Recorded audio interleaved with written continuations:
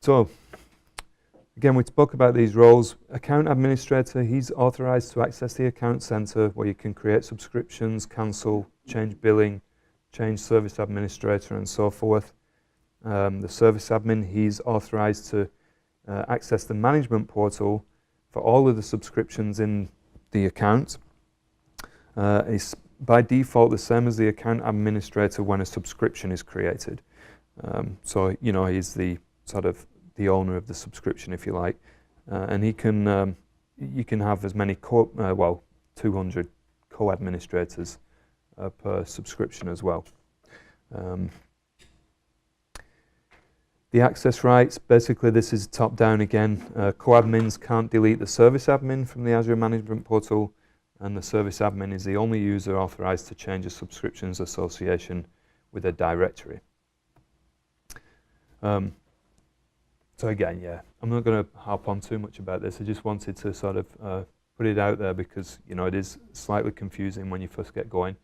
But basically, if you understand, if you sort of go with the mindset that, you know, each subscription can have numerous co-administrators, but each subscription only has one service admin.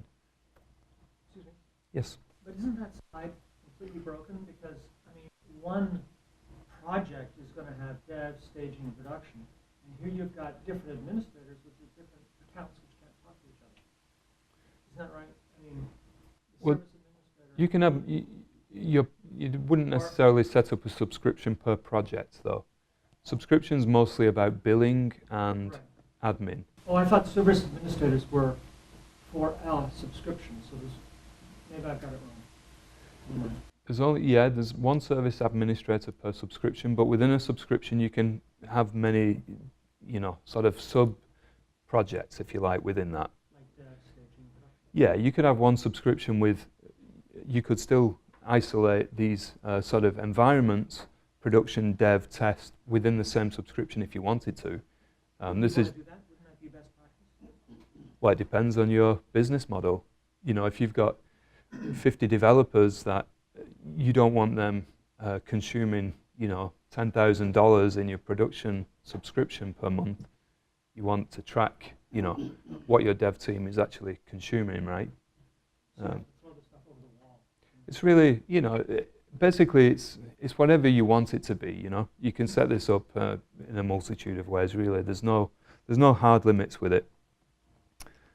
So the basic process for granting access to resources in, you know, in Azure, let's say it's a virtual machine or whatever, the first step is to obviously create the user in the Azure AD.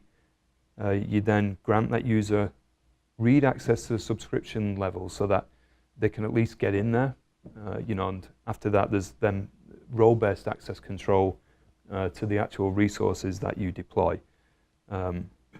So you would go in, you find the resource, let's say a virtual machine, you would add a role to it, like administrator, for example, to where that user can then power that machine off if you want, and then you would add the user to the role.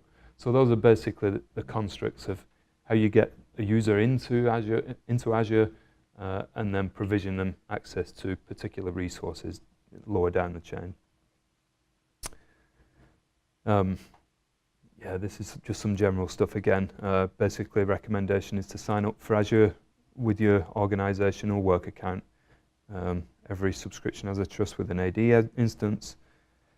If a subscription expires, it's kind of important, your associated directory remains in Azure, so it doesn't, you know, if your subscription goes, you're not going to lose anything from an AD perspective.